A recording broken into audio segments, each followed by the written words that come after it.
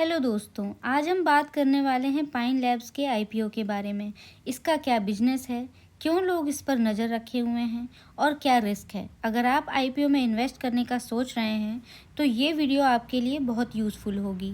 Video को हमने 6 sections में डिवाइड किया है। Section 1 company overview, section 2 IPO details, section 3 strengths, section 4 risk and concern, section 5 newspaper analysis media coverage, section 6 verdict conclusion.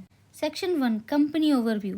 Pine Labs एक fintech merchant commerce company है जो merchants को payment acceptance, POS, terminals, buy now pay later, loyalty programs और issuing acquiring solutions देती है। Economic times के अनुसार pine labs वर्तमान में 9.9 लाख से अधिक व्यापारियों को सेवा प्रदान करता है और भारत और दक्षिण पूर्व एशिया में 700 से अधिक ब्रांडों के साथ साझेदारी करता है। FY25 में कंपनी ने 2274.3 करोड़ का रेवेन्यू रिपोर्ट किया, जो पिछले साल से 28% ज़्यादा है। आईपीओ के लिए प्राइस बैंड 210 से 221 पर शेयर फिक्स किया गया है। टोटल इशू साइज की बात करें तो अराउंड 3900 करोड़ के आसपास है। फ्रेश इशू की बात करें 2080 करोड़ है। Offer for sale 1800 crore. Company का वैल्यूएशन अपर बैंड 25,300 करोड़ के आसपास है। एंकर इन्वेस्टर्स से 1754 करोड़ रेज हुआ है, जिसमें domestic mutual funds and global institution शामिल हैं। पहले दिन के सब्सक्रिप्शन में 13% ही हुआ है, मतलब थोड़ी weak initial demand.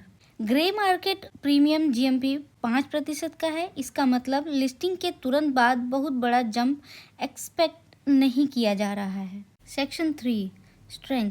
Market position strong है। 9.9 लाख मर्चेंट्स, 700 प्लस ब्रांड्स और 177 फाइनेंशियल इंस्टीट्यूशन के साथ पार्टनरशिप। बिजनेस मॉडल स्केलेबल है। ट्रांजैक्शन वॉल्यूम रैपिडली बढ़ रहा है। FY23 से FY25 तक gross transaction value 11.4 lakh crore तक पहुंचा। मार्जिन इम्प्रूवमेंट दिखाई दे रहा है।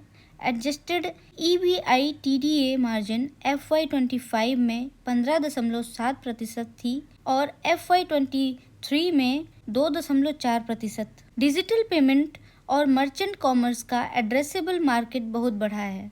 इंडिया में और अब्रॉड तक ग्रोथ पोटेंशियल है। Section 4 risk and concern. Company अभी भी नेट प्रॉफिट कंसिस्टेंटली नहीं कर रही है। प्रॉफिट तो थोड़ा हुआ है, लेकिन लार्ज स्केल पर नहीं। वैल्यूएशन थोड़ी हाई लग रही है कंपेयर टू पीयर्स, यानी फ्यूचर ग्रोथ एक्सपेक्टेशंस पे बहुत भरोसा है। कस्टमर कंसंट्रेशन रिस्क है। FY25 में टॉप 10 कस्टमर्स 31% रेवेन्यू कंट्रीब्यूट करते हैं। अगर कोई मेजर कस्टमर चला गया तो इम्पैक्ट पड़ सकता है। इंटरनेशनल एक्सपेंशन में एग्जीक्यूशन रिस्क है। रेगुलेटरी एग्जीक्यूशन रिस्क हो सकते हैं। Hardware terminal deployment cost, employ ESOP cost और टेक्नोलॉजी अपग्रेड कॉस्ट बड़ा बर्डन है। ESOP कॉस्ट याद रहे Q1 FY26 में 66 करोड़ और 29.5 करोड़ पिछले साल का रहा है। Section 5 newspaper analysis media coverage. Media में हाईलाइट है कि आईपीओ में शॉर्ट टर्म बेनिफिट लिमिटेड हो सकता है, क्योंकि वैल्यूएशन प्रीमियम है और प्रॉफिट अभी वीक है। जीएमपी के 5% होने का मतलब है मार्केट में लिस्टिंग गेन्स ज्यादा अग्रेसिव नहीं है या इन्वेस्टर कॉजेस हैं। Section 6 verdict conclusion. अगर आप लॉन्ग टर्म इन्वेस्टर हो और fintech merchant commerce story believe करते हो तो पाइन लैब एक कंसीडर करने लायक ऑप्शन हो सकता है। लेकिन अगर आप शॉर्ट टर्म लिस्टिंग गेन के लिए अप्लाई कर रहे हैं तो थोड़ा कॉशन लेना चाहिए, क्योंकि लिस्टिंग के तुरंत बाद बिग जंप गारंटीड नहीं है।